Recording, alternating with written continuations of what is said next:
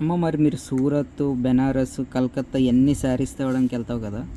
మరి అక్కడ ఎక్స్‌పీరియన్స్ ఎలా ఉంటది? లోకల్ ఫుడ్ దొరకకుండా, స్టేస్ సరిగ్గా ఉండకుండా. నేను ఫస్ట్‌లో శారీస్ బిజినెస్ స్టార్ట్ చేసినప్పుడు ఎక్కడ తేవాలో అర్థం కాదు. ఎలాంటివి తేవాలో అర్థమయ్యేది కాదు.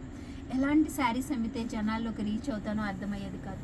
తక్కువ రేట్‌లో తక్కువ క్వాలిటీ శారీస్ ఇస్తే బావుండు అని అనుకునేదాన్ని. అది కాదు అని అర్థం అవ్వడానికి 2 ఇయర్స్ పట్టింది. తర్వాత ఒక ఫ్యాన్సీ ఐటెం తీసుకొస్తే ఫస్ట్‌లో అస్సలు సేల్ అయ్యేది కాదు. ఎందుకంటే ఫస్ట్ నా దగ్గర జనాల్లో ఒక 500, 600 రూపీస్ శారీస్ మాత్రమే సేల్ చేస్తానని మైండ్‌లో ఉండిపోయింది. తర్వాత అది కాదు, కొంచెం కాస్ట్లీ శారీస్ అమ్మగలుగుతాను అని ఒక ధైర్యం రావడానికి 2, 3 ఇయర్స్ పట్టింది. దాన్ని మించి అమ్మగలను అనడానికి 4, 5 ఇయర్స్ పట్టింది. చాలా కష్టపడ్డాం. ఫస్ట్‌లో నిద్ర ఉండేది కాదు. ఇప్పుడు అంతే, తిండి ఉండదు, నిద్ర ఉండదు, మన ఆహారం కాదు, మన లాంగ్వేజ్ కాదు. కానీ రెగ్యులర్గా వెళ్తాం కదా, వాళ్ళు చూపించే ఆదరణ సొంత అక్క చెల్లెళ్ళ ట్రీట్ చేస్తారు. అట్లీస్ట్ మొన్న కూడా నా బర్త్డే అయితే ప్రతి ఒక్క వీవర్ కూడా హ్యాపీ బర్త్డే సిస్టర్ అని కామెంట్ పెట్టారు. చాలా హ్యాపీగా అనిపిస్తుంది.